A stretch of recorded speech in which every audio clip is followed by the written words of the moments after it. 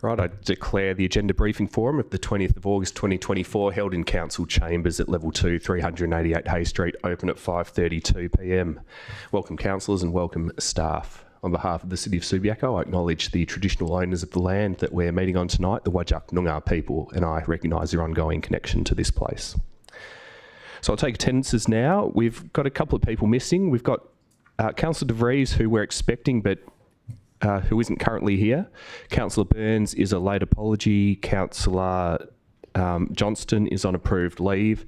Councillor Powell is also on approved leave. I understood he was going to Zoom in tonight. I can't see him. Is he on the link? Okay, we'll take him as attending electronically. All other elected members are here in person, and Councillor De Vries is now here in person as well. The entire executive leadership team is here in person, and I know we've also got a number of staff who we may need to call upon as the briefing progresses, and we'll announce them as needed. Okay, are there any disclosures this evening? Councillor O'Connor. Yes, thank you, Member Mullen. I have a perception of impartiality, interest to declare because I am the close friend of the owner of the property in McCallum Street that has asked to be considered for the local heritage list. Thank you. If we don't have that in writing this evening, we'll get it before next week, or you might even be doing it as we speak. Okay, great. Any other disclosures? Councillor De Vries. Yeah, possibly. I live 3 houses away, so is that a proximity? From the same house? Yeah, from the same house, yeah. Oh, okay. Well, it's potentially an impartiality interest if you think there's a perceived reason why you'd be impartial when it comes to decision-making time. No, I think it's fine. I think, yeah, I can't see a reason, but should I... It is actually, there is only one block between us, so perhaps consider it, yeah. Thank you. We will take governance advice before next week. It's a bit of a line ball, probably okay, but we'll see. Any other disclosures? All right, we'll move on. There's no approved deputations. I will save any announcements to next week. We'll move on to the officer reports. Beginning with C1, the Responsible Authority report for 474 to 484 Hay Street and 61 Rockaby Road. Any questions? Councillor White. Yes, two questions, please. In 21 of the page 21 of the RA, there's a suggestion, well, more than a suggestion. It says that the new development will create a new bar and retail space, providing an opportunity for additional and alternative revenue for the Regal Theatre, which may contribute toward conservation works. So I just wondered whether we could understand that a bit better. Are we assured that the theatre will have access and run that? I mean, it sounds like they're going to run the bar and the retail space. So I just wanted to understand that, and then it may contribute to further conservation works. Again, question mark. What does that mean as such? And I have a follow-up question after that. Director of Development Services. Oh, sorry. Thank you, and through you, Mayor. So it is our understanding that the Regal Theatre will be discussing the use of that premises with the applicant and the builder, and we think at this stage that they'll have the first right of reply to be able to use that premises. And what we mean about other conservation works, it is the ability to generate revenue to then undertake conservation works as required with their capital maintenance schedules. If I may, before I come to the second question, just to follow up on that. So I guess the point I'm coming to is, is this binding? Are we approving the proposal on the basis that this would happen? And I guess obviously the concern is, okay, a few years in, they might decide, no, the Regal Theatre, we're going to make our own money off this, not the Regal Theatre. Thank you, and through you, Mayor. the development application is not binding in a commercial sense to require the that to be provided to the Regal, so that would need to be a negotiation between the Regal and the applicant and developer. It opens up the opportunity for that, and we would certainly expect that that the Regal will be heavily involved in being able to use that space. And one last question, if I may. Toilets. I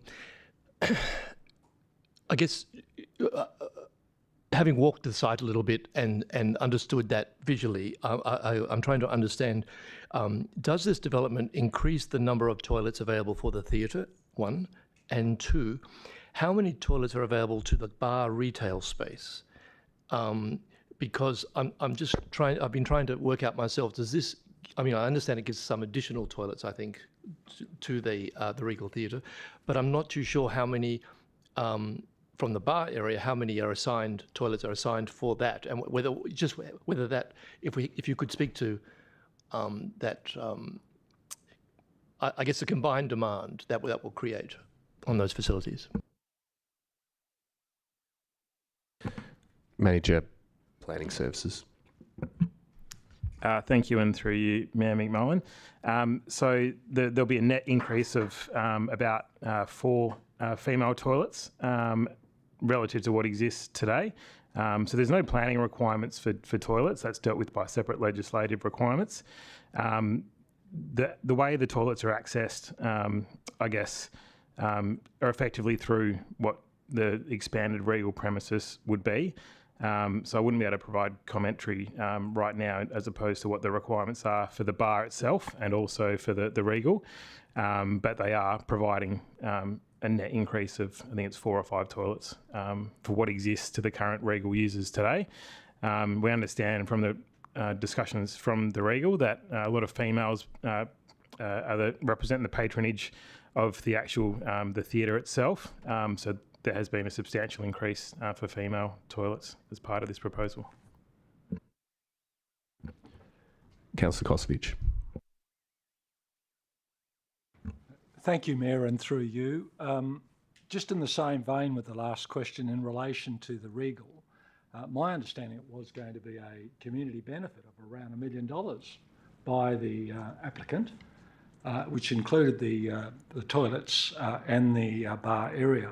My question along those lines is that I realise the Regal Theatre Trust falls under the Heritage Council, but is there any way the city can have some assurance that the plan changes with the toilets and the bar area will have heritage oversight? I assume that's probably a given, but I would just like to have some assurance from the developer of community services, please.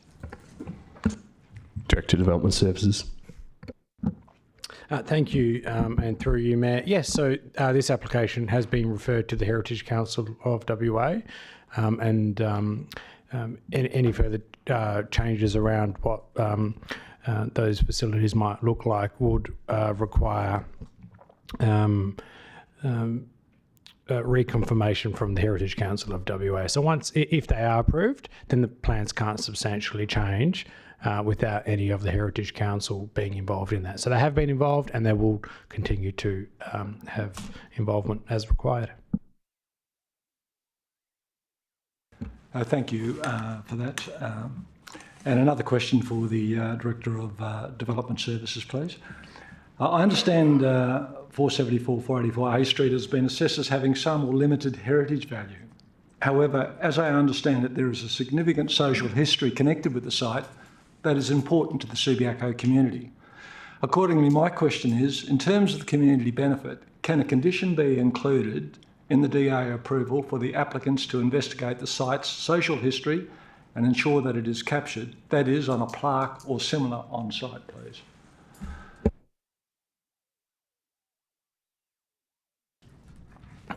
Thank you, and through you, Mayor McMullen. So 474 refers to the single-storey shops, I think you're referring to there, Councillor Kosovich. So that's not contained on the city's heritage list or within the heritage area. That was investigated recently through the review of the Rockaby Road heritage area for possible inclusion. It was found to be of wasn't worthy of significance of retention. So the difficulty is if imposing a condition as such that the demolition is potentially exempt under the framework in any event.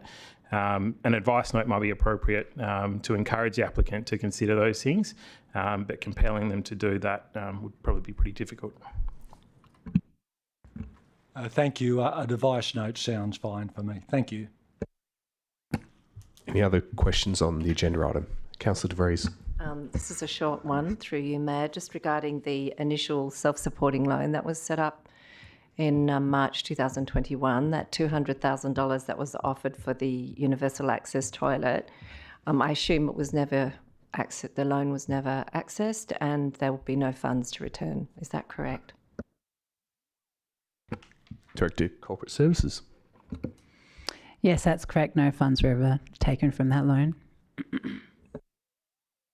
Any other questions?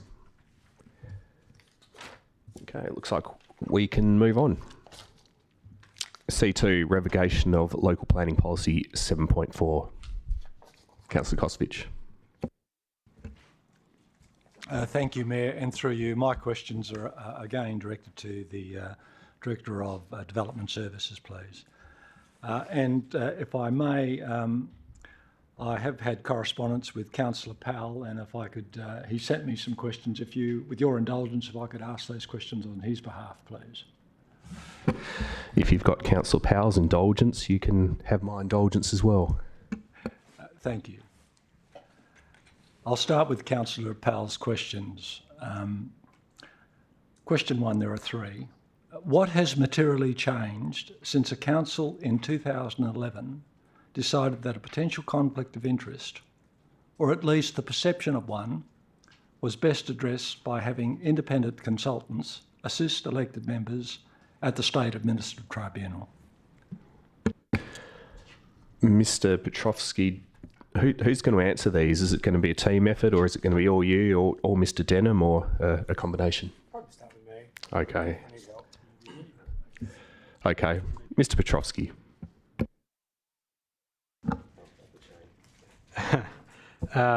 Thank you, and through you, Mayor. So the main changes were in 2011, the city's local planning scheme was town planning scheme number 4, and that actually had the provisions in there about what a local planning policy can do. Now, in 2015, that was superseded by the Planning and Development Local Planning Schemes regulations, and they're automatically read into every planning scheme in the state. And that standardised what planning policies can and can't do. And the new provisions that have come into effect say that local planning policies need to be based on sound town planning principles. So whether or not there's a conflict of interest, that's done under the Code of Conduct and other legislation as it applies. So the purpose essentially of a local planning policy has been changed. And when we've done the review, we've also found that other legislation pieces have been updated, whether that's through the State Administrative Tribunal or through the state government. So as time has moved on, much of the provisions that we had in the policy that was adopted in 2011, they've either covered by separate legislation, so you don't need a policy on that, or they're just outdated and they're not required any longer. Thank you. Question 2. Why is it okay to have an independent consultant at a full SAT hearing, but not okay to have an independent planning consultant at a SAT mediation?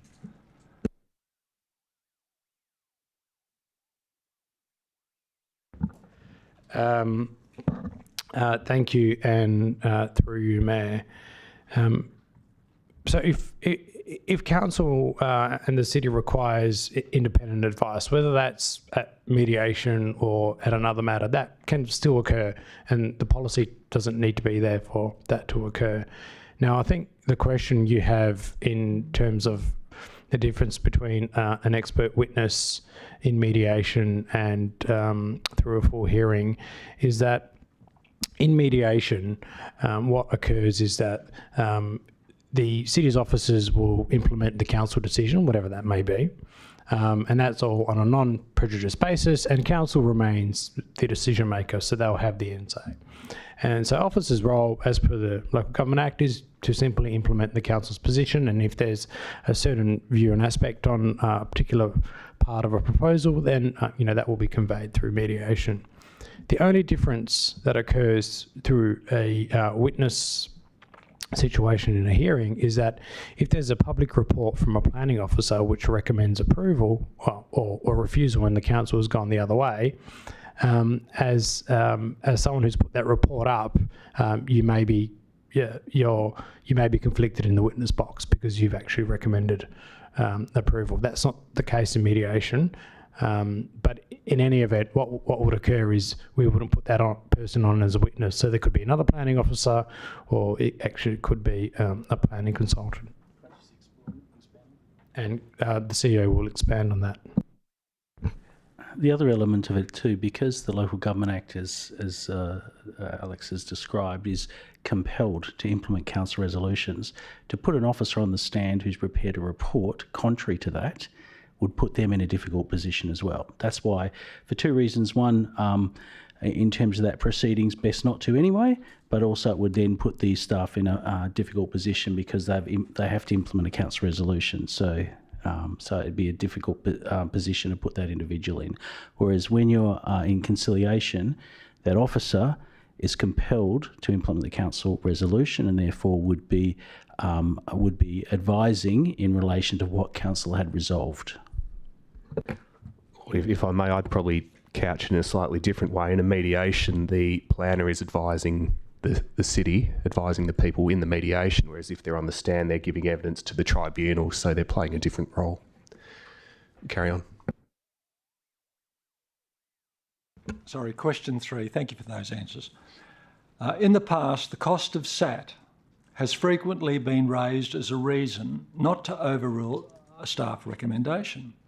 But I think the officer report says there are no financial implications with this decision. So is this purely administrative with no other reason? Thank you. Director Development Services. Thank you. What this report does is considers the resource implications based on the revocation of a policy. So in terms of this actual policy being revoked, there's no financial considerations. For each and every development application, if that does go to a tribunal or to a SAT process, there might be financial implications, but that's not in any way related to this anyway. What this is doing is simply revoking a policy, and how a mediation might unfold or how a development application get there, that's all based on particular circumstances. So they are two different things, essentially. Thank you. And if I just get on to my question now, if I may, and just as so that people at home can understand, I have provided questions with notice to staff, and I have received detailed responses back from Director Petrovsky, which I'm grateful for. My first question, why would the revocation of Local Planning Policy 7.4 not otherwise be interpreted as an attempt to usurp or block Council's right to seek an independent urban planner to provide advice when Council's decision on a development application is inconsistent with the officer recommendation, specifically for said urban planner to provide an independent consultancy services to elected members when they perceive officers are conflicted from providing a conflicting or contradictory opinion, please. Director of Development Services. Thank you, and through you, Mayor. I think the whole point of this is to go back on to whether there's actually a need for this planning policy. And when we've reviewed it compared to what all the other legislation already provides for, much of the information and clauses in there are superfluous or they're already captured by everything else. Now, if the main contention relates to providing advice, advice still needs to be provided through the city's planning team, and that would happen whether or not another consultant is brought on. So by revoking this policy, it doesn't mean that another consultant can't be brought on. If there are circumstances when we need that, then absolutely our job is to make sure that council has the best advice that it can have. So if we are lacking some skills, or if we've got resourcing issues, or if we really do need some specialist advice, then we would be able to engage someone to provide that. In terms of any conflict of interest, we don't believe there are any conflict of interest which are managed by this policy. That's a code of conduct that each employee will need to sign in any event. So this policy does nothing in managing any conflict of interest that might be through an application. But to be clear, as I sort of described earlier, once council resolves something that is the city's position, officers must do their best endeavours to implement that decision. So in any mediation or hearing or advice to elected members that may be attending, that is providing good advice in relation to the resolution that council has made. So they're compelled to do that under law. Thank you for that clarity, Mr. Cameron. My point is that the justification for the change hasn't been made clear to elected members, and it's certainly not set out that way in the officer recommendation. However, I can reflect that possibly next week if I need to. So thank you for that. My final question is an obvious one. Question 2. If I support option 2 as set out on page 6 of the officer recommendation, that is, quote, retain local planning policy 7.4, meaning the policy will be operational, do you require me to submit an alternative motion to that effect, please?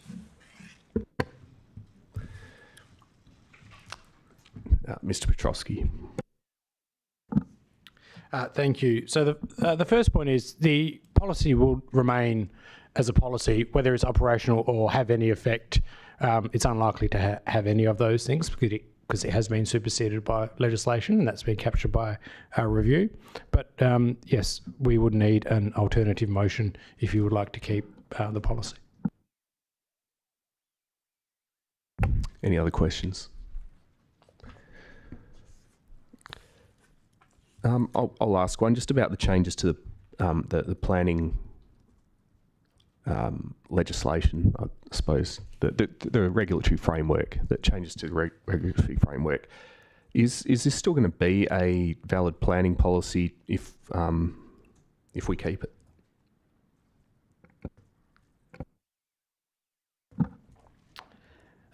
Thank you, and through you, Mayor.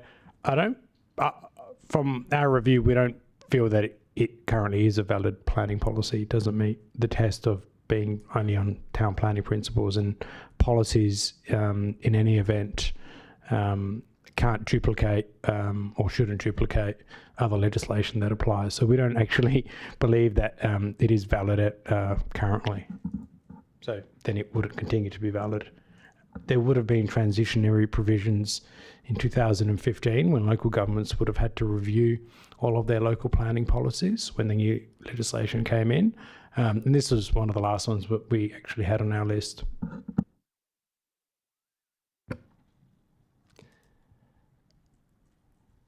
Okay, so just picking up some email correspondence from this afternoon, I understand that if we wanted to create a policy framework that gave some structure to the circumstances in which we can get independent advice when a matter goes to a SAT mediation, in your view, the better approach would be to create a policy outside of the planning framework. Is that correct?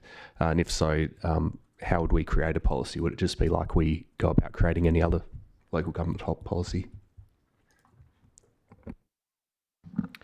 Thank you, and through you, Mayor. Yes, so the advice would be a council policy would probably be more appropriate in this instance, and can work with the we can work with our counterparts in corporate services to assist that, and can workshop it with elected members if required. So if we went down such a route, there would be an obvious need for planning staff involvement, but we would not be rewriting a planning policy. We'd be creating another local government policy pursuant to a different set of frameworks. That's right.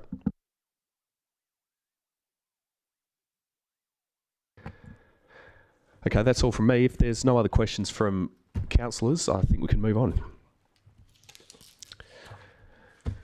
C3, another matter on local planning policies, administrative reviews.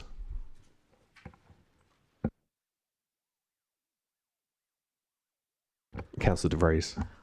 In the past, when there's been changes to policies, we've been able to see the track changes. Is that possible at all to be able to see those in a separate email, just so to get an idea? Because I understand they're minor changes, but that was just out of curiosity, because I can't really see where the changes are. But that's fine if not. But that was a request, just through you, Mayor, to Director Development Services. Just a question regarding the 17 that were revoked.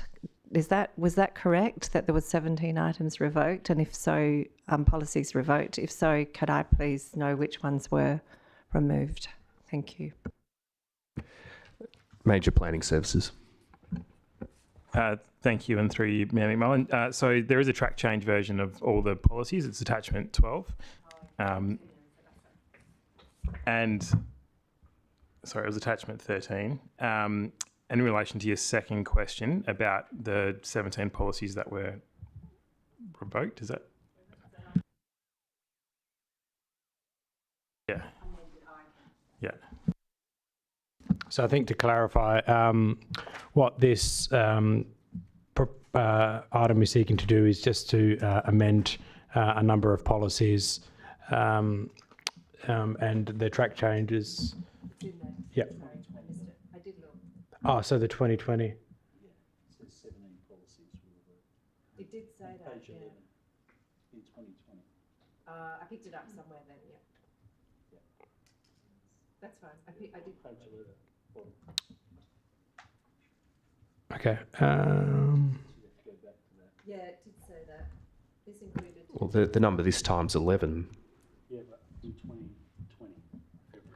Yeah, so there were a number of policies revoked in the past. Even before this time, I think there's been probably through that policy review after the local planning schemes regulations came in, there was quite a lot that would have been changed. We always try to have a policy framework which is up to the task and does what it needs to do, and we don't always need. Sometimes you can get into policy creep and have a policy on everything. So, and when we did review our local planning scheme, much of it was then covered by the scheme. So that's why a lot of the policies were taken away.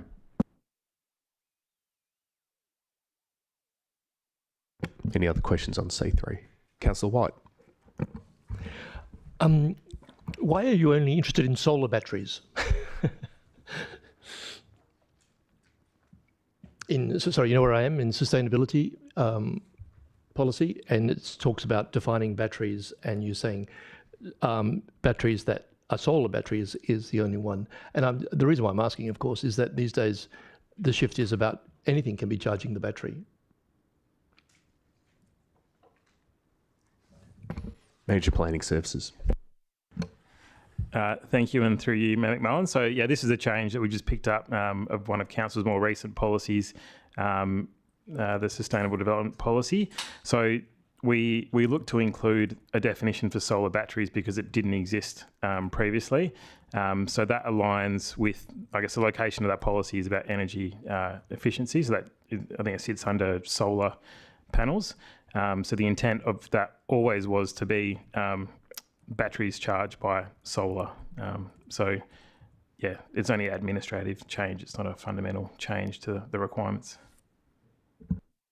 So I guess just a clarification that if you have a battery that's charged by anything else, it wouldn't apply.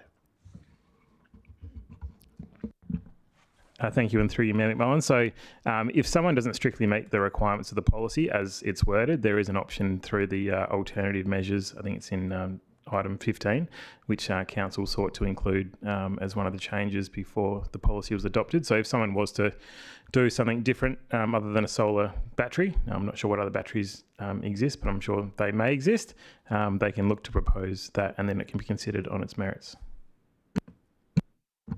And sorry, slightly beyond the scope of this, but on that particular policy, will we be getting because it's a new policy, I think we've had some discussions informally about the fact that it would be good to know how much it's been used in the last 12 months. Again, I know that's not what's on the table at the moment, but I guess I just put that in as a question for the future. Thank you. Thank you.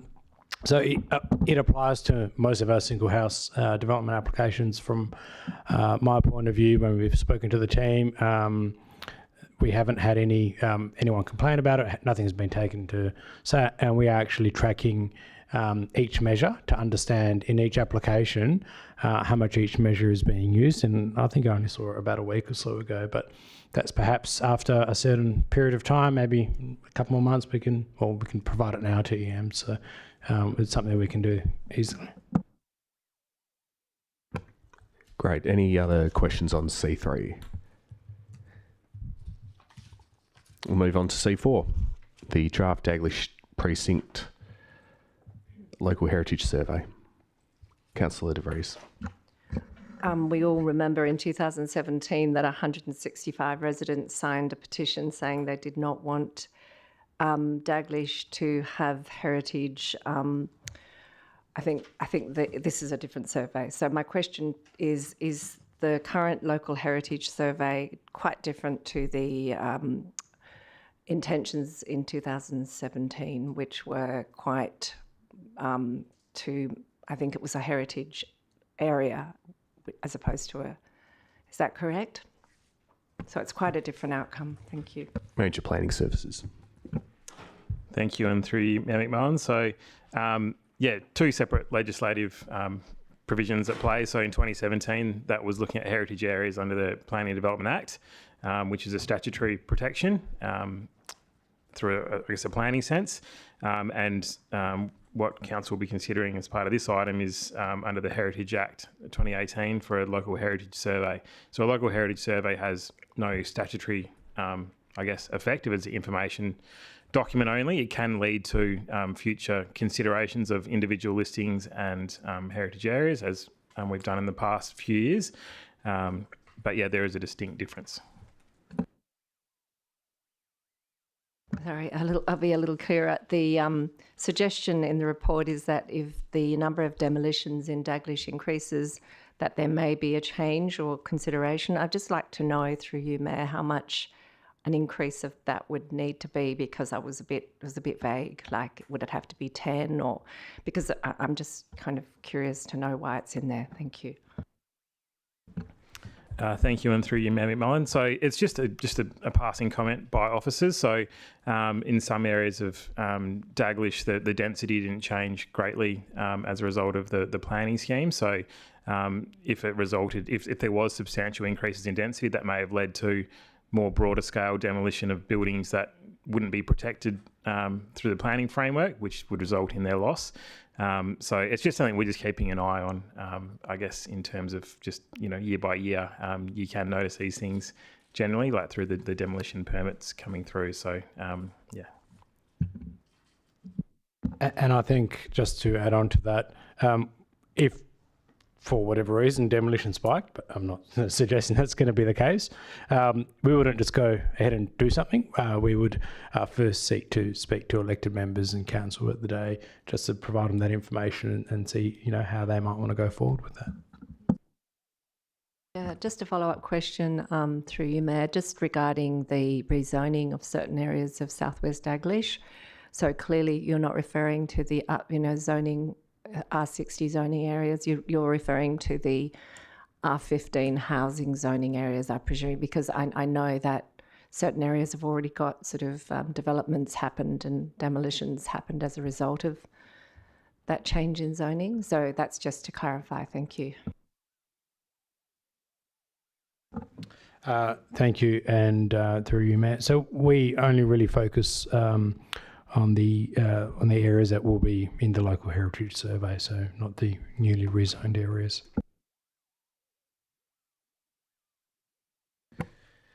Any other questions? Councillor O'Connor. Thank you, through you, Mayor McMullen. Two of the property owners nominated their properties for inclusion in the local heritage survey. What are the next steps then for that process. Mr. Denham. Thank you, and through you, Mayor McMullen. So there was two, during our advertising period, there was two properties, 10 Hickey Avenue and 7 McCallum Avenue, that I guess sought to nominate their properties for inclusion, and they were considered and assessed by the city's heritage consultant. So that's formed part of the broader draft modified Daglish LHS as presented.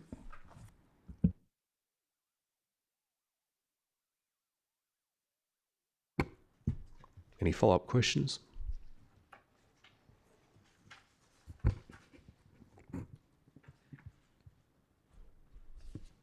Councillor O'Connor, are you happy with that?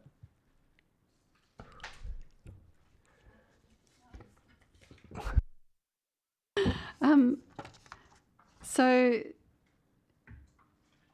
no, that's all right. That's fine. Did you want me to just provide clarification? Essentially, it was as part of advertising, we got submissions, and those two submissions, their houses is now included in the survey, and what the resolution is asking is for that amended survey to be finalised. So just to be clear, their request was to be in the local heritage survey individually, not on the heritage list. Yeah.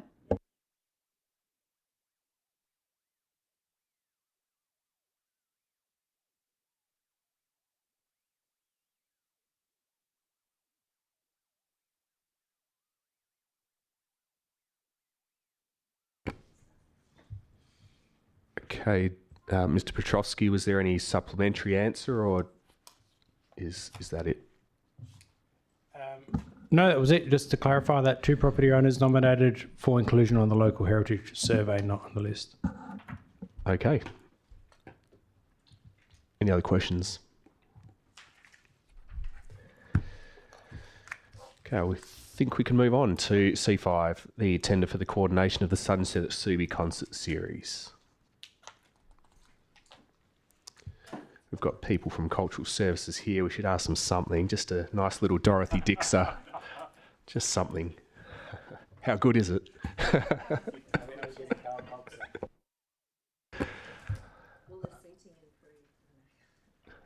Okay, if there's no questions about the tender, we'll take it that everyone's happy for now, and we'll move on to C6. C6, the tender for the supply and installation of street lighting upgrades at various locations. Any questions on C6? Councillor White. Yeah, thanks. Just a quick one. On page 21, the first page of the report, at the bottom it talks about the street lighting improvements for Shenton Park are aligned with the road upgrade projects, etc. It says in this, whilst the street lighting improvements for Derby Road relate to the Black Spot project from Nicholson to Aberdare, that is subject to further council consideration. Should the Black Spot project vary or not proceed, the related upgrade would be varied accordingly. Does that mean it's dependent on the money from Black Spot, or does that mean you'll simply change it based upon any changes to design or whatever's going on? I think it's a bit ambiguous to me. Director Technical Services. Yep, and for you, Mayor. So it's not the project is not dependent on the funding from the Black Spot, and obviously what that comment just talks to is depending on whatever is done, if anything for the Black Spot treatment, we'd obviously have to have the lighting design to match. So sometimes if there's certain elements on the road, you need to illuminate them accordingly. However, if that does not proceed, which obviously is a further consideration of council, then it would be a more standard street lighting upgrade like most of the others. Any other questions on C6? We'll move on. C7, 241 Rockaby Road, architect procurement. Any questions on C7? Councillor White. Busy night tonight. The report refers to a client advisory group, but doesn't give much information on it. Can you enlighten us? Manager Commercial Services and Property. Or Director Corporate Services, if you wanted to have a go.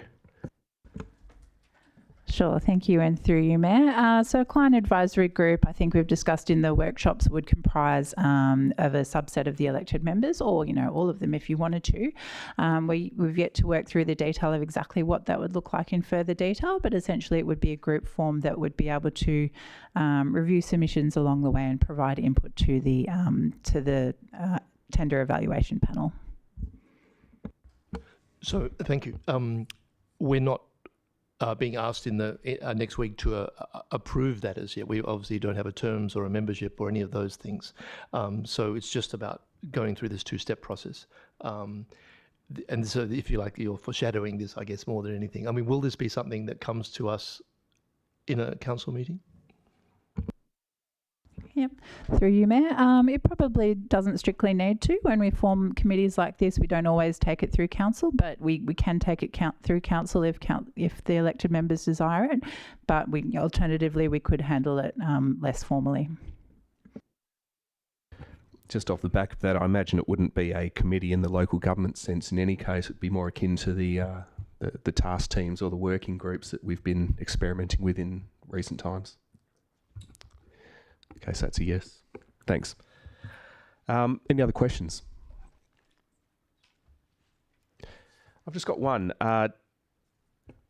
When we get to the short list of tenderers, do we have a sense of how many tenderers we're going to want to be shortlisting?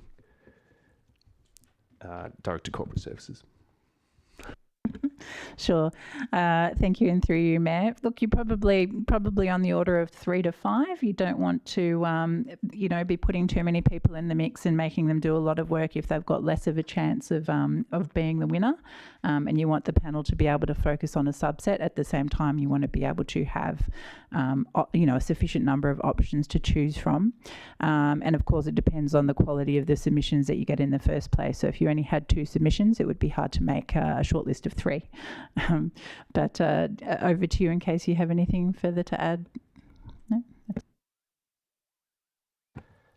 The reason I ask is because I think I recall the external consultant suggesting we could proceed with 2 shortlisted applicants as a means of not having this process become too big. How would we make the assessment when we've tested the waters based on the qualitative criteria as to how many shortlisted applicants we want? Would we take advice externally about who's worth pursuing with and who's not? Would we make the assessment internally or both? Yeah, so through you, Mayor. So it would be part of the formal evaluation process typically when you've got an expression of interest to narrow the field. And so it would be a recommendation of the evaluation panel. And I suppose we're yet to work through the full detail, but we could, for example, have the panel put it to council to, to decide. Okay, so I suppose in a similar vein to Councillor White's question and the answer given, we're essentially approving the 2-step process, but there's some detail that we'll work through as we progress. Yes, that's correct. Excellent. Councillor Kosovich. Thank you, Mayor, and through you. Just on the EOI process, how is that advertised? Will it be widely advertised, please? Director Corporate Services. Yeah, so through you, Mayor. So yes, it would be widely advertised in line with the way that tenders are advertised through the Local Government Act, and we can choose to use additional channels and means, as we might for any tender. Councillor White. Yeah, sorry, I realised the other part of the question I didn't ask with that. Is the client advisory group the group that would be assessing the EOIs and, in that first step? And because it does seem like it could be more than just this group of elected members, because I do recall we talked, without giving too much away, we talked that there might be some sort of heavy hitters on that committee that would be adjudicating over things, and of course those people would be paid for their work, and they would be. So it seems to me there's a fair, if it's the same committee or group, whatever we're going to call it. That's the first question, I guess, and it does seem that. I don't know whether it has to come to council, but certainly it does seem that that's got to be a much more. We need more information about that, I guess. Yeah.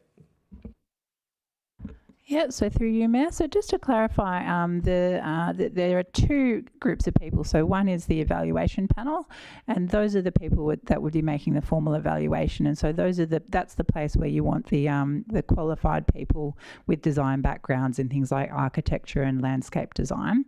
And then the client advisory group would comprise a subset of elected members. And so the evaluation panel will be doing the heavy lifting in terms of the tender assessment, because they have the technical expertise, but the client advisory group would be able to provide input to that group and ask questions throughout the process as well. So of course council is the final decision maker in terms of who the tender is actually awarded to. Part of the reason for separating the client advisory group from the panel is from a good governance perspective, so you don't have elected members recommending to themselves essentially. That's correct.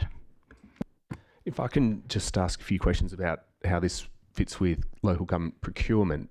In the first stage of the two-step process, what are we procuring exactly? Is it 2 to 5 architectural firms who will prepare a concept brief, a concept design, or something else? Yes, so through you, Mayor, so that we would specify in precise detail in the tender design brief and in the terms and conditions. But yes, and the Local Government Act does have a section around expressions of interest and allowing two-steps process of this nature. It is fairly flexible in terms of how you define the parameters. So in terms of what kind of shortlist you're looking for and what you want them to do in the second stage. Okay, and in the second stage, are there formalities prescribed by legislation that we need to follow when we make the final selection, or is it okay for council to say that that our panel thinks that one of the shortlisted applicants is the best and therefore we'll use them? Okay, through you, Mayor. So there's a couple of things. So one is the requirements of the Local Government Act for procurement apply in the same way to a two-step process as they do to a one. So it's just a matter of providing more of a funnel to get to a shortlist, but then you still have to follow the requirements of the Act to choose a final tenderer. Outside of the Local Government Act requirements, there are commercial considerations in terms of following due process and the process that you said that you would follow, and there can be commercial risk if you go outside of that process that you set out up front to the tenderers. Yeah, what I'm not clear on though is how I suppose the interaction between procurement and the I'll call it a design contest, even though we don't want to use that label, but how do the two interact? Because when we procure other things, we put an ad in newspapers and online, and willing sellers come to us with their offering and what they can sell to us. But here we're having two steps, and we're essentially making our decision after we've seen what the shortlisted firms can actually do. How do the two regimes interact, I suppose, is my question. Okay, through you, Mayor and CEO, if you want to jump in, I know that I can see you want to say something, but I guess the way that I would look at it is that having, you can have the evaluation criteria that you want in a procurement, in accordance with whatever you've set out in your own procurement policy as well. Sometimes in procurements you might ask for a methodology or a project plan or something in terms of how would you go about doing this. In a sense, the production of a concept design is just like any other procurement criteria. So you're asking them to provide evidence in terms of them being the best tenderer that you should select. So could a wildcard entrant from Perth or elsewhere come up with a compelling design and bypass the first stage, see who makes the cut, and then respond to the second part of the procurement process with their own concept design that they've prepared at no cost to the city and win the contest or win the contract overall? So through you, Mayor. So the way that we would envisage the process working is that all applicants, and this would be in line with the Local Government Act requirements, would need to come through the first stage as well as the second. So the first stage would ensure that, depending on what the council or, what we want to have as the evaluation criteria, would presumably make sure that anybody applying has sufficient credentials, experience, has presented a sound methodology in order to go to the second stage of the process. That's great. CEO. The most important part about any procurement process in local government is how you set out in the first instance when you advertise, and that you're consistent with that process. So the documentation that goes out will clearly outline. There may be a requirement to attend briefings and those types of things. And if you don't do those particular things, then you could not jump the queue and be involved in the second part. So it is a robust process. And in addition to that, the procurement consultant that we've had, or the architectural consultant we've had, quite rightly, which is what happens in most sort of high level, is also having a probity auditor as well to keep us on track. Now, that doesn't mean that the council can't determine what they wish to determine at the end of the process. They can. But what you want to make sure is that process is really solid in terms of everybody that submits, they understand the process from the start because it was crystal clear, and we've followed that through to the end. And so long as we do that, it'd be absolutely comfortable in terms of the Local Government Act. And once again, as I always say, when a report comes to council is always open to choose whichever option, including not proceed or whatever it may wish to do. But with that also, given we've been clear about the process at the start, there does come some reputational risk if you stop at the end. That's all, because people have done some work. But ultimately, council can do that. It's within their right to do that, and the documents will state that. But to choose the best architectural firm or group of firms, this process has been recommended, as has it with the for the state architect, etc.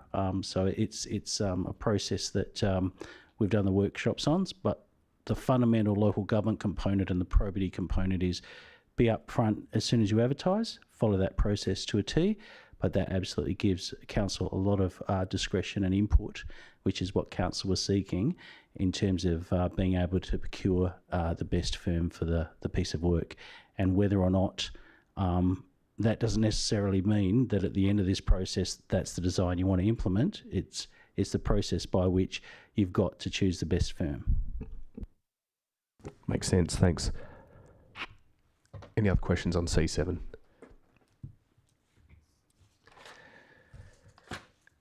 Okay, C8, the financial statements and reports for the month ending 31 July. I know we've had a number of questions answered or asked and answered by email, so thank you for those. Any other questions on C8? Okay, well that is the end of the public agenda items. There will be several confidential items next week, but for tonight's purposes we can close the agenda briefing. So I therefore declare the agenda briefing forum of the 20th of August 2024 closed at 6:25 p.m. Thank you councillors and thank you staff.